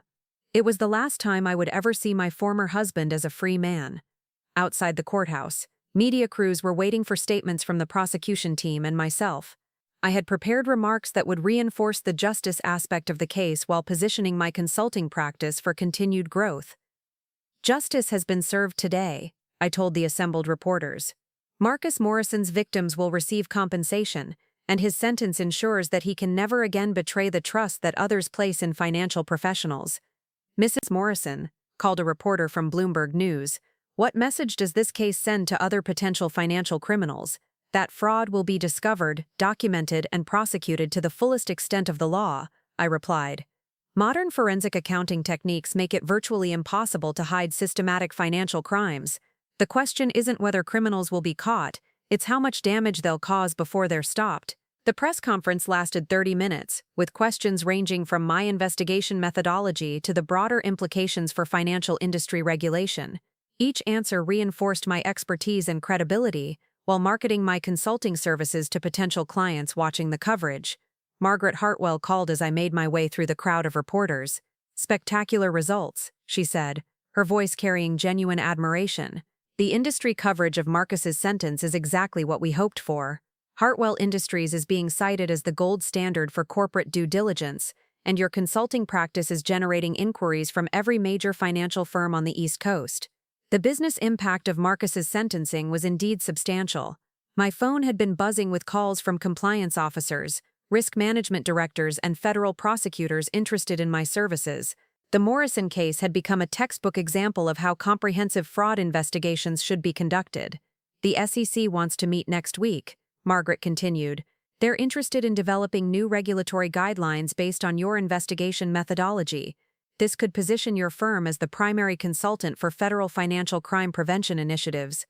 I smiled, thinking about the career trajectory that Marcus's crimes had inadvertently created for me. His systematic fraud had provided the perfect showcase for my investigative skills, transforming me from a dismissed spouse into one of the most sought-after forensic accountants in the country. That evening, I stood in my penthouse apartment overlooking Central Park, reviewing the day's accomplishments. The same view that Marcus had once enjoyed from our stolen mansion was now mine through legitimate success, purchased with income from the consulting practice I'd built on the foundation of his downfall. Sarah arrived with champagne, and the evening newspapers, each headline celebrating justice and the innovative investigation that had made it possible. "Financial fraudster gets 23 years thanks to wife's detective work," read the New York Times. "The Morrison method, How One Woman's Documentation Revolutionized Fraud Investigation, announced the Wall Street Journal. To the longest federal fraud sentence in Manhattan District Court history, Sarah toasted, raising her glass. To consequences, I replied, thinking about Marcus beginning his first night of a 23-year prison sentence while his former wife celebrated another successful day building her consulting empire. The divorce papers had been finalized the previous month, a simple procedure since Marcus had no assets left to dispute. The prenuptial agreement he'd been so confident about had indeed protected his legitimate wealth from matrimonial claims, but federal asset forfeiture had claimed everything anyway. He would emerge from prison in his 70s with nothing but debt to his victims and a criminal record that would follow him for the rest of his life. I pulled up the victim compensation status report, noting that distributions had begun reaching the people Marcus had stolen from. Mrs. Fitzgerald had sent a thank you card after receiving her first restitution payment, expressing gratitude that someone had cared enough to ensure justice was served. Mr. Chen had called to report that his family business was recovering with the help of his compensation payments. Each victim recovery represented vindication of the 3 years I'd spent documenting Marcus's crimes while maintaining the facade of an unemployed wife. The systematic patience that had enabled my investigation was now generating systematic justice for everyone he had harmed. My secure phone chimed with a message from the Federal Detention Center. Inmate Morrison has requested to place you on his approved visitor list. I deleted the message without reading it fully. Marcus had forfeited any claim to my time or attention when he'd chosen to steal from innocent people rather than build legitimate success.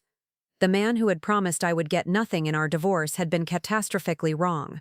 What I had gotten was justice, vindication, professional success, and the satisfaction of knowing that every victim would eventually be made whole.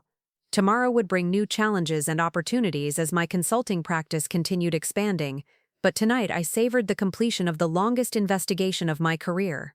Marcus Morrison was finally facing the consequences of underestimating the woman he'd dismissed as worthless, and justice had proven more valuable than any divorce settlement could ever have been. 1 year after Marcus's sentencing, I stood before the Senate Banking Committee in Washington, D.C., testifying about financial fraud prevention legislation that had become known as the Morrison Prevention Act.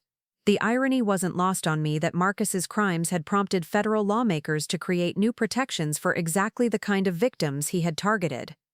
Senator Williams, I addressed the committee chair, the Morrison case demonstrated that existing regulatory frameworks are inadequate for detecting sophisticated, long-term fraud schemes. The legislation before you would mandate the kind of comprehensive oversight that could have prevented my former husband's crimes years earlier. The hearing was being broadcast live on C-SPAN, watched by financial professionals across the country who were grappling with new compliance requirements triggered by Marcus's case. My testimony would help shape federal policy for decades, ensuring that his criminal legacy would ultimately serve to protect future victims. 6 senators questioned me about the technical aspects of fraud detection, the psychological profiles of financial criminals, and the investigative methodologies that had made my documentation so effective. Each answer reinforced my position as the nation's leading expert on financial fraud investigation, a reputation built entirely on the systematic documentation of my former husband's crimes. Ms. Anna Morrison, asked Senator Garcia, what would you say to other spouses who suspect their partners of financial misconduct? Document everything, I replied firmly. Trust your instincts, preserve evidence, and don't let anyone convince you that financial complexity is beyond your understanding.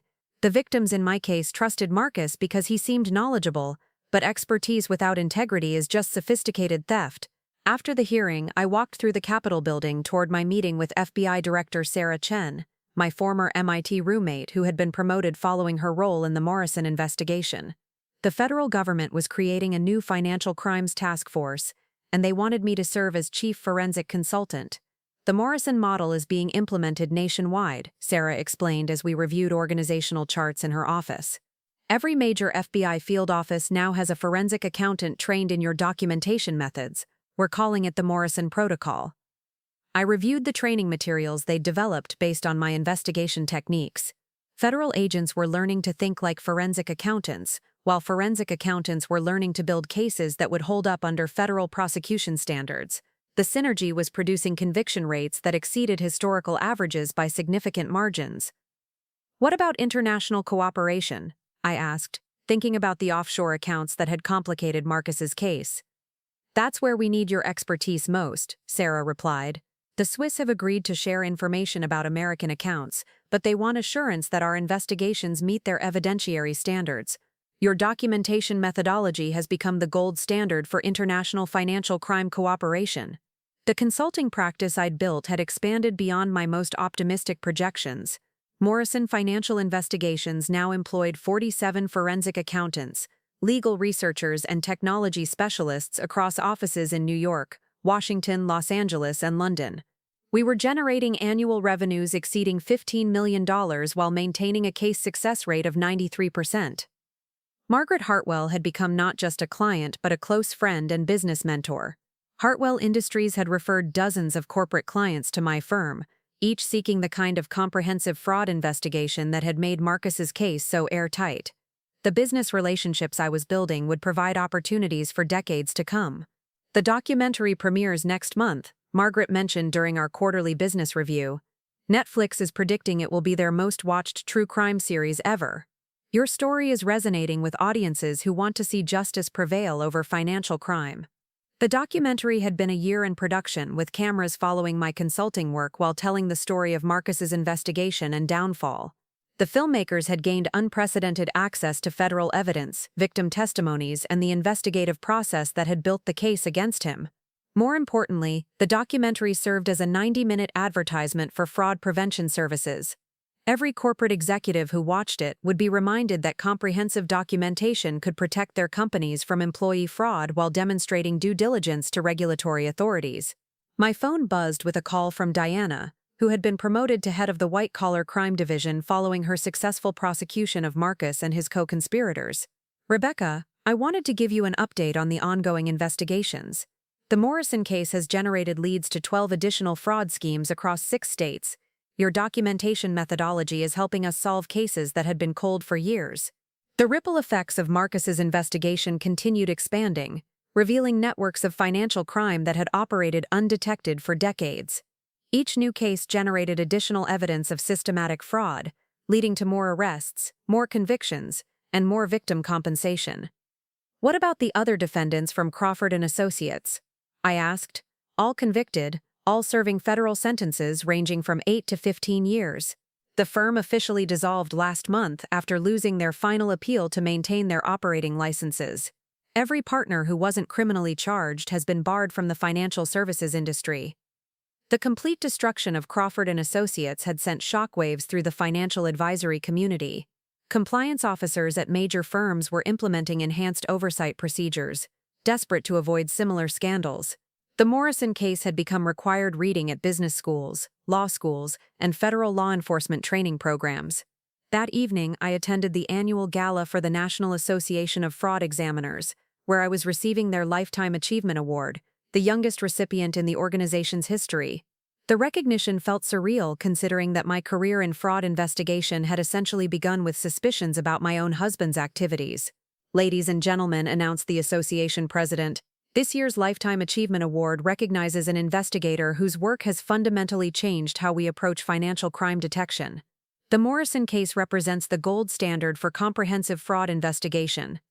As I walked to the podium to accept the award, I thought about the journey that had brought me to this moment. 3 years of careful documentation, conducted while maintaining the facade of a naive spouse, had generated a federal case that would define my career and protect countless future victims. When I began investigating my husband's activities, I told the assembled fraud investigators, "I never imagined that the case would have such broad implications, but systematic fraud requires systematic investigation, and comprehensive documentation is the foundation of meaningful justice." The applause was enthusiastic and sustained, reflecting the professional respect I'd earned from investigators who understood the complexity of what I'd accomplished. Building a federal criminal case while living with the subject of investigation required skills that went far beyond technical expertise. After the ceremony, I found a quiet moment to check my messages. Mrs. Fitzgerald had sent photos of her new apartment, purchased with compensation payments from Marcus's asset forfeiture. Miss Chen had shared news that his family business was expanding again, their financial security restored through the justice system Marcus had tried to evade. Each victim recovery represented vindication of the choice I'd made to document his crimes rather than simply divorce him. The systematic patience that had enabled my investigation was now generating systematic healing for everyone he had harmed. My secure phone displayed a message from the Federal Detention Center. Inmate Morrison continues requesting visitor approval. No response from designated contact. I deleted the message as I had every similar notification for the past year. Marcus had forfeited any claim to my time when he'd chosen to steal from innocent people. The next morning brought news that Marcus's appeal had been denied by the Second Circuit Court of Appeals. His 23-year sentence was now final, with no remaining legal remedies available. He would serve every day of his federal prison term, emerging in his 70s with no assets, no career prospects, and a criminal record that would follow him for the rest of his life. I allowed myself a moment of satisfaction reading the court's opinion, which praised the thoroughness of my investigation and the quality of evidence that had supported his conviction. Federal judges rarely commented on investigative methodology, but the Morrison case had apparently impressed them with its systematic documentation and comprehensive scope. Sarah called with an update on the new Financial Crimes Task Force. We've received congressional funding for 50 additional forensic accountants, all trained in the Morrison Protocol. The FBI director wants to expand the program internationally, working with Interpol to create global standards for financial crime investigation. The professional opportunities continued expanding in directions I'd never anticipated. The Morrison case had established me as a thought leader in forensic accounting, generating invitations to speak at international conferences, consult with foreign governments, and advise multinational corporations on fraud prevention strategies. There's something else, Sarah continued. The president wants to meet you. The White House is hosting a ceremony for public service excellence, and you're being recognized for your contribution to financial crime prevention. I paused, absorbing the significance of presidential recognition for work that had begun as personal investigation into my husband's suspicious behavior. The woman Marcus had dismissed as unemployable was now being honored at the highest levels of government for expertise he'd been too arrogant to recognize. That afternoon, I walked through Central Park near my penthouse apartment, reflecting on how completely my life had transformed. 1 year ago, I'd been playing the role of the defeated wife accepting Marcus's dismissive prediction that I would get nothing in our divorce. Today, I was building a career that would define forensic accounting for generations while enjoying financial success that exceeded anything Marcus had achieved through fraud. The park was filled with families enjoying the autumn weather, children playing while their parents watched with the kind of relaxed contentment that comes from financial security. Many of them probably had retirement accounts, college savings, and investment portfolios managed by financial advisors they trusted implicitly. They would never know how close some of them might have come to becoming Marcus's victims if his crimes had continued unchecked. The systematic fraud that had funded his lifestyle would have eventually expanded to target middle-class families, small business owners, and working professionals who trusted financial advisors to protect their futures. My phone buzzed with a text from Margaret Hartwell. Board meeting approved the Morrison Institute proposal. We're establishing an endowed chair at Harvard Business School for forensic accounting research. They want you to be the founding director. The Morrison Institute would ensure that future business leaders learned about fraud prevention as part of their core curriculum. Students would study Marcus's case as an example of how criminal behavior could masquerade as business success, while learning the investigative techniques that had exposed his systematic theft. I smiled, thinking about the delicious irony of having an academic institute bearing my name at the same school where Marcus and I had met. He'd used his Harvard MBA as credentials to convince victims to trust him with their money. Now that same institution would be teaching students how to detect and prevent exactly the kind of fraud he'd committed. As evening fell, I returned to my apartment and poured a glass of wine from the bottle I'd been saving for this milestone. The news coverage of Marcus's failed appeal was playing on financial networks, with legal experts explaining why his conviction represented such a comprehensive victory for federal prosecutors. The Morrison case demonstrates that financial crime will be thoroughly investigated and aggressively prosecuted, explained a former federal judge on Bloomberg News. The quality of documentation in this case set new standards for fraud investigation that will protect victims for years to come. I raised my glass in a private toast to justice, vindication, and the patient work of building consequences for people who thought themselves above accountability. Marcus had been wrong about everything: my capabilities, my determination, and especially his prediction about what I would get from our divorce. What I had gotten was justice for his victims, respect for my expertise, financial success beyond anything he'd achieved legitimately, and the satisfaction of knowing that his crimes had ultimately served to protect future victims through the legislation, training programs, and investigative protocols his case had inspired. Tomorrow would bring new challenges as my consulting practice continued expanding, and the Morrison Institute began its work educating future business leaders. But tonight, I allowed myself to savor the completion of the longest and most important investigation of my career. The man who had promised I would get nothing in our divorce was serving the 8th month of a 23-year federal prison sentence, while his former wife enjoyed the recognition, success, and influence that came from proving him catastrophically wrong about everything that mattered. After all, the best revenge isn't just about destroying what your opponent values most. It's about building something better from the wreckage of their arrogance, ensuring that their downfall serves a purpose larger than mere personal satisfaction. Marcus Morrison had become a cautionary tale, a case study, and a catalyst for positive change. His crimes would be remembered not for the wealth they generated, but for the justice they ultimately produced and the victims they finally protected. And I would be remembered as the woman who had the patience, intelligence, and determination to ensure that justice prevailed over criminal arrogance, one carefully documented transaction at a time. Up next, you've got 2 more standout stories right on your screen. If this one hit the mark, you won't want to pass these up. Just click and check them out. And don't forget to like, subscribe, and turn on the notification bell so you don't miss any upload from us.